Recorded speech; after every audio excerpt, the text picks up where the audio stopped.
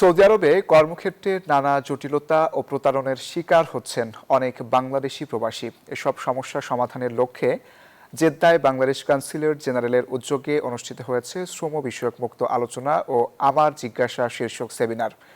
সেখানে প্রবাসীদের আইনি সহায়তা ও সর্বোচ্চ সহযোগিতার আশ্বাস দেয় কনস্যুলেট।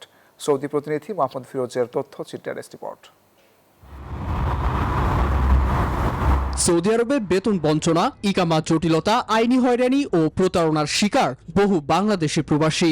এসব সমস্যা নিয়ে সচেতনতা বাড়াতে জেদ্দাস্থ বাংলাদেশ কনস্যুলেট জেনারেলের উদ্যোগে অনুষ্ঠিত হয় শ্রম বিষয়ক মুক্ত আলোচনা ও আমার জিজ্ঞাসা শীর্ষক সেমিনার। সেখানে প্রবাসীরা সরাসরি নিজেদের ভোগান্তির কথা তুলে ধরেন। সেমিনারে শ্রম কাউন্সিলর খন্দকার সিরাজুস সালেকিন বলেন, সৌদিতে যাওয়ার আগে কর্মচুক্তি ভালোভাবে পড়ে বুঝতে হবে এবং কপি সংরক্ষণ করতে হবে। পাশাপাশি ইকামা ও হুরুপ সংক্রান্ত জটিলতায় থাকা প্রবাসীদের দেশে ফেরানোর কার্যক্রম চলছে বলেও জানান তিনি। ইকামা আমরা অন্য জায়গায় কাজ করার কারণে আমাদের রেসিডেন্স ভায়োলেশনের কারণে কিন্তু আমাদের জেলে যেতে হচ্ছে।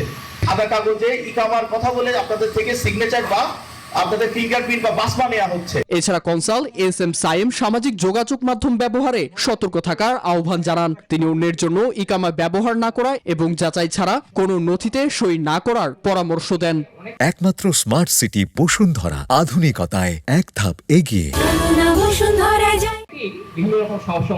অন্যদিকে কনসাল জেনারেল মোহাম্মদ শাখাওয়াত হোসেন বলেন, প্রবাসীদের যৌক্তিক সমস্যা সমাধানে কনস্যুলেট সবসময় পাশে থাকবে। এমনকি বাংলাদেশ থেকে আরো দক্ষ জনশক্তি পাঠানোর উপরও গুরুত্ব আরোপ করেন তিনি। Desk report, news 24।